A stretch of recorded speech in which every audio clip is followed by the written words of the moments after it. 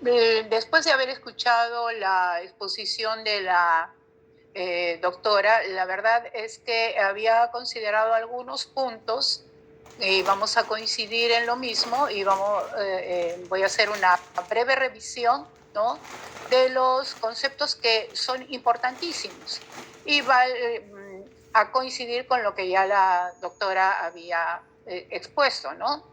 Si queremos una definición de lo que es alimentación complementaria, vamos a decir que es cualquier nutriente líquido o sólido que se provee al niño y que complementa la lactancia materna, importantísimo, sin desplazarla.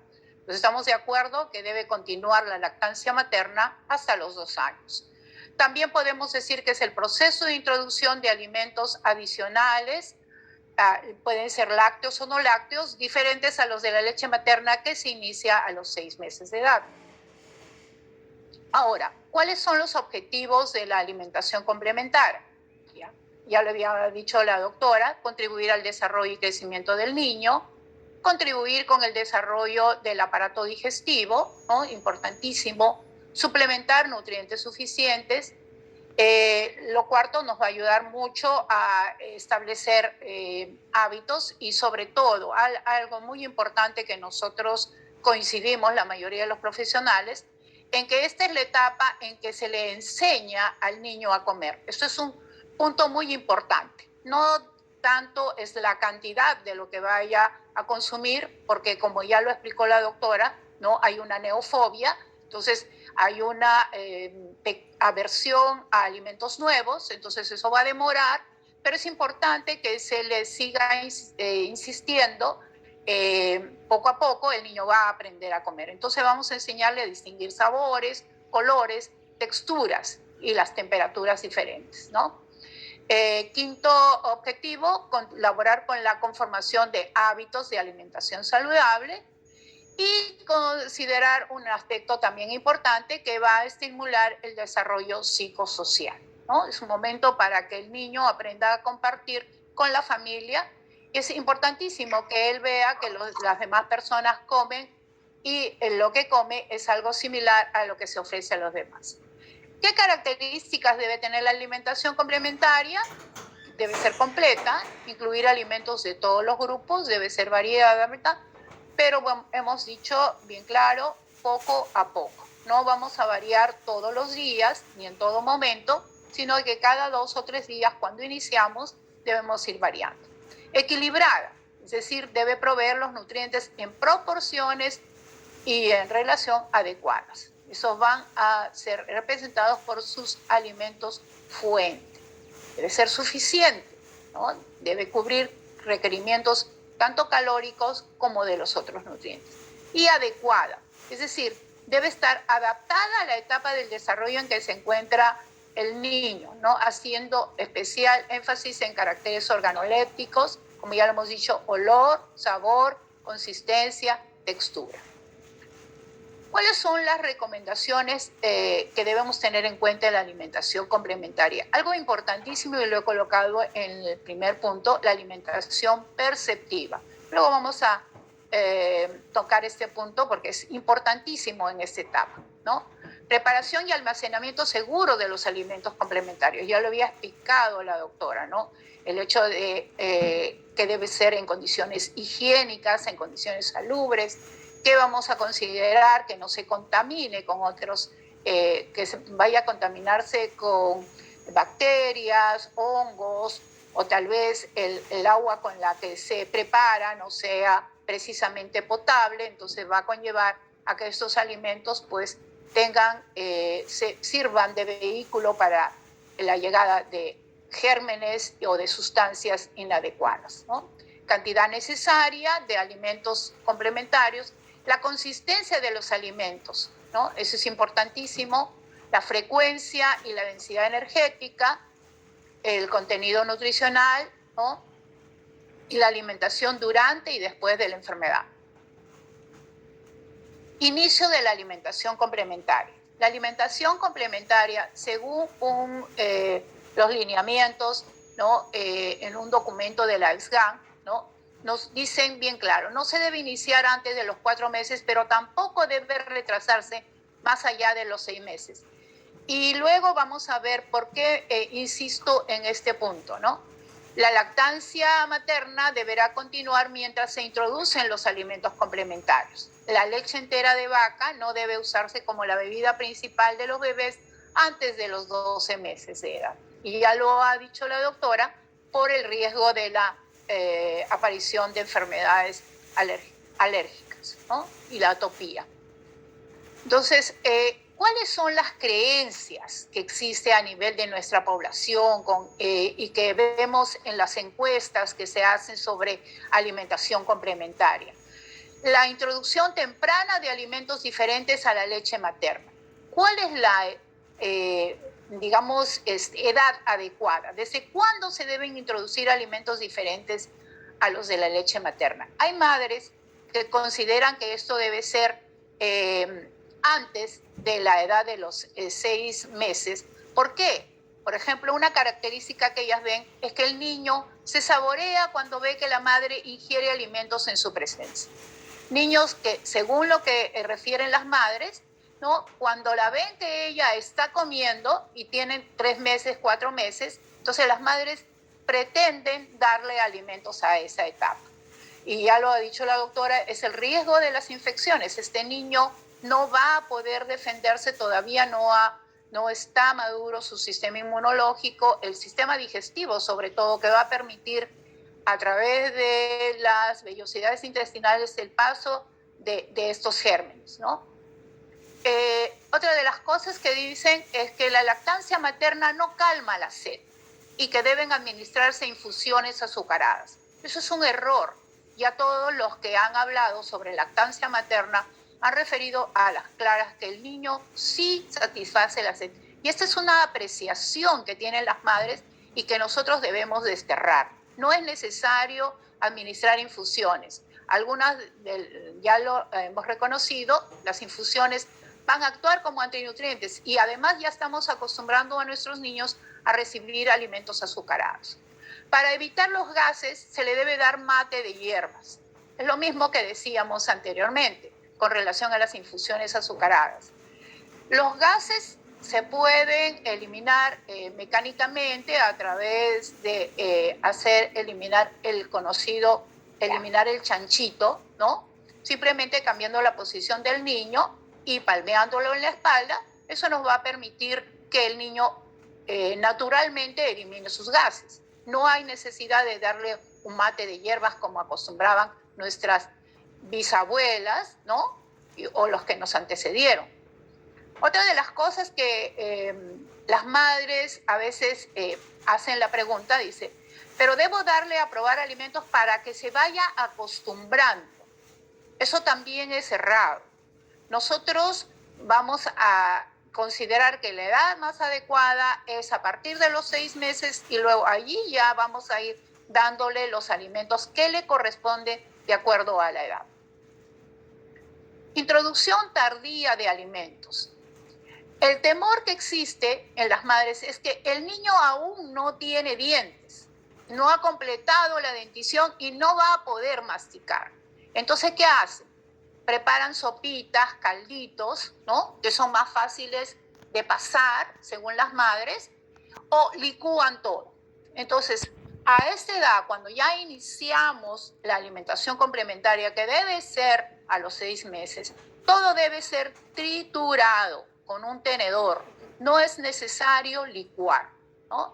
Y ya se ha hablado, y ya lo ha referido la doctora, el rechazo a cualquier alimento nuevo. Siempre va a existir ese rechazo, ¿no? Al sentir sabores distintos a los de la leche materna, el niño va a rechazar cualquier nuevo alimento. Algunas madres refieren un atragantamiento, ¿no? Cuando reciben alimentos sólidos. Es simplemente la costumbre que el niño no tiene de recibir alimentos sólidos, diferentes a los de la leche materna, y que tenemos que enseñarle a diferenciar entre un atragantamiento real, si alguno de los alimentos que estuvo de repente en un trozo muy grande le causó ese problema, o si realmente solo es el rechazo del niño. Y el rechazo a la cuchara, ¿no?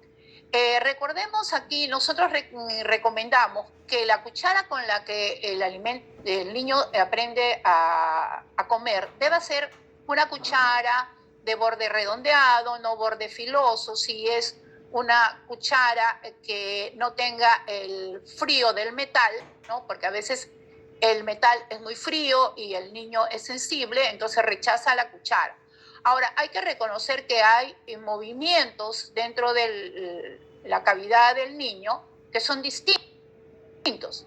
Al principio tiene un movimiento que va la lengua de adentro hacia afuera, como empujando la cuchara, ¿no?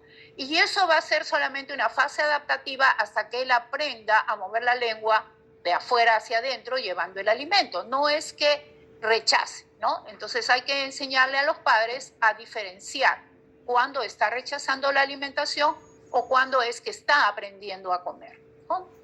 ¿Cuáles son las complicaciones que podría significar la introducción temprana o tardía de la alimentación complementaria?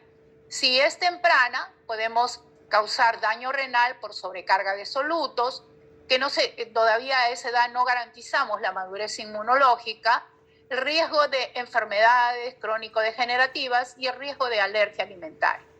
Y si es muy tardía, pasados los 6 meses, ¿no? Lo que puede ocurrir son enfermedades de componente inmunológico, trastorno de la devolución. Niños que llegan al consultorio, ¿no? Y que no pueden pasar alimentos. Aparentemente hay un trastorno de devolución, lo que pasa es que no se acostumbró, ¿no? Generar desnutrición y esa desnutrición por deficiencia de nutrientes.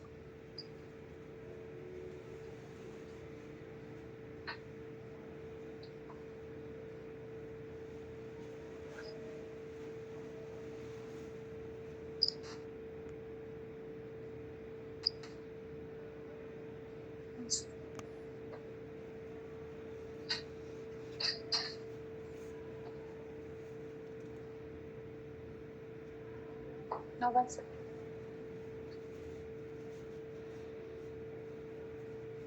Ahora, ¿con qué alimentos iniciar, ¿no? Siempre hemos escuchado de las madres que cuando se hace la encuesta o se hace la consulta, ¿no? ¿Con qué alimentos inició la alimentación complementaria? La mayoría de ellas refiere haber iniciado con las famosas agüita de anís, ¿no? O agüita de manzanilla, para empezar a acostumbrar el estómago del bebé, o los caldos de verduras colados, ¿no? O otro tipo de colados o licuado de verduras y frutas, ¿no? Entonces, esto hay que recalcar, ya lo hemos dicho, por la densidad energética que debe tener la alimentación complementaria, que debe ser, que proporcione mayor cantidad de calorías por menor volumen de comida, entonces no son precisamente los más adecuados. Ahora, hablábamos de la alimentación perceptiva, la alimentación complementaria debe ser perceptiva, ¿no? Ese es el momento, la oportunidad de enseñar a comer, pero con amor, ¿no? El niño pequeño necesita más tiempo que un adulto para comer. No es necesario forzarlo. Es el momento de permitir de repente que él coma solo. Nosotros aconsejamos que cuando un niño rechaza la cuchara o rechaza el que le den de comer, le permitamos coger los alimentos con la mano, ¿no? Nuestros ancestros, nuestros antepasados no conocían las cucharas y comían con la mano. Esa es la forma más primitiva de comer y los niños aprenden a comer de esa manera. Además, tienen contacto con el alimento. Recordemos que los niños a esa edad necesitan tocar un alimento o tocar las cosas para conocerlas. Entonces, qué bueno es que toquen los alimentos, si los tenemos en trozos muy pequeños, toquen y se lo lleven a la boca. Entonces, eso les va a dar confianza de lo que están comiendo, ¿no? Ahora, si rechazan los alimentos, podemos probar combinaciones diferentes, ¿no? Texturas distintas para animarlos a comer. Y hablaba del colorido que tiene que tener la alimentación, que todo entra por los ojos, y si cortamos las verduras de diferente manera, podemos alentarlos a comer y que no pierdan el interés por la comida. Estas son las características de las preparaciones de la alimentación complementaria, ¿no? De acuerdo al nivel del desarrollo neurológico, ¿no? Cómo va a ir apareciendo en los diferentes, cómo vamos a ir dándole ciertas características a la alimentación de acuerdo a la edad, y eso ya lo ha referido la doctora. Entonces, por ejemplo, de 4 a 7 meses el niño ya puede sostener la cabeza, hay un aumento en la fuerza de succión, los movimientos laterales de la mandíbula, que yo les hablaba, desaparece el reflujo de protrusión, ¿no? Es más sencillo que ya pueda llevar alimentos con la lengua de afuera hacia adentro, ¿no? La deglución es voluntaria y ya puede llevarse las manos a la boca, y eso va a permitir que él coma solo, ¿no?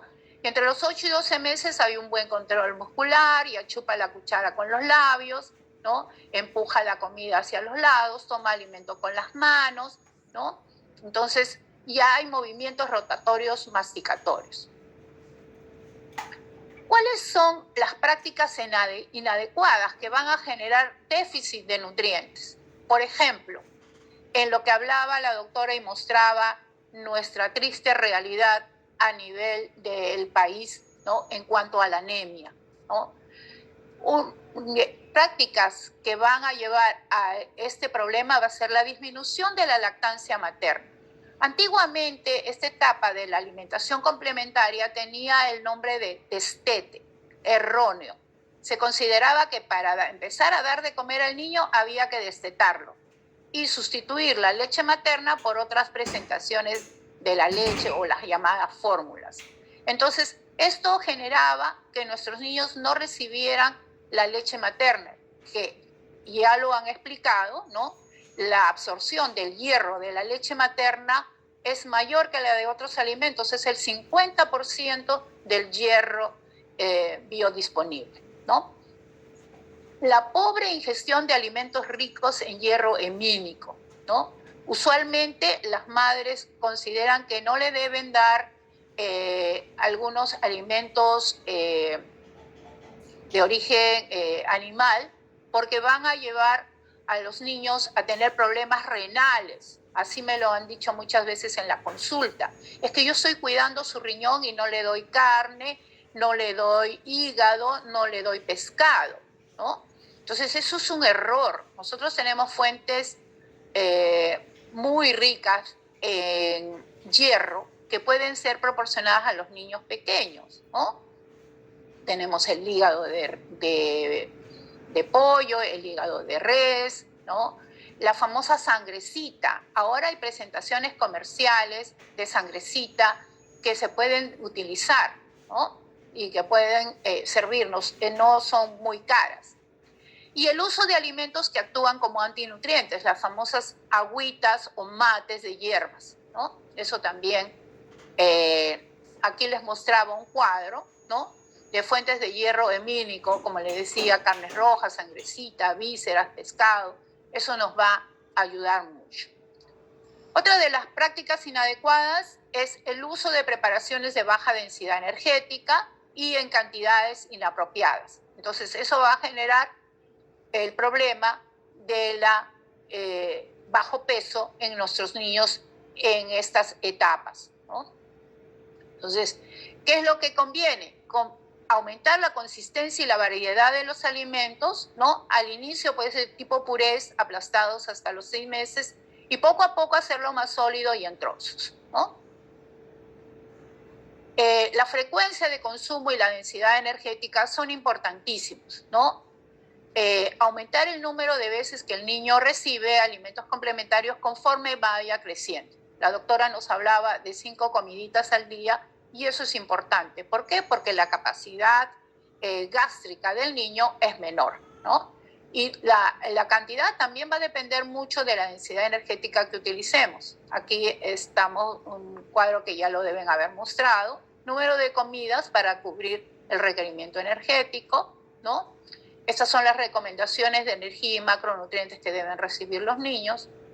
En conclusión, estos mitos y creencias van a ejercer una influencia negativa en la alimentación del ser humano, y mucho más cuando en la alimentación complementaria tenemos madres que son, por primera vez lo son, ¿no?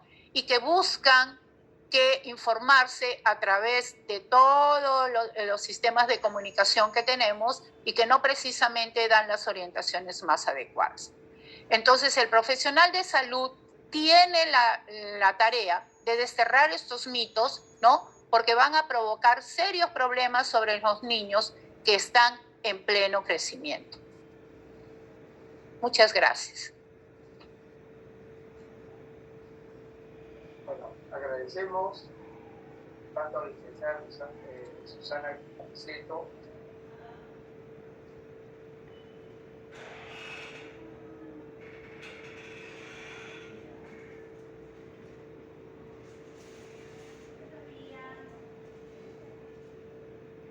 Está apagado su micro, doctor Pasoldán. Perdón. Quería agradecer, nuevamente lo digo, a la doctora Flor Luna y a la licenciada Susana Niceto por sus disertaciones. Aquí tengo algunas preguntas que yo quisiera compartir para aclarar algunos puntos. Por ejemplo, aquí hay una pregunta que menciona si el uso del hierro en niños a partir de los 4 meses podría alterar la microbiota intestinal. No sé, doctora Luna, ¿nos podría comentar algo de eso? Es bien importante recordar que el hierro es un elemento químico que necesita proteínas transportadoras, transferrina y una proteína almacenadora. Entonces, si el niño recibe un alimento de alta calidad, con excelentes proteínas, más bien eso se beneficia, no se perjudica. Ya, más bien, si yo doy chispitas, gotitas, y no le pregunto a la mamá, a la familia, cómo se alimentan, ese es un problema.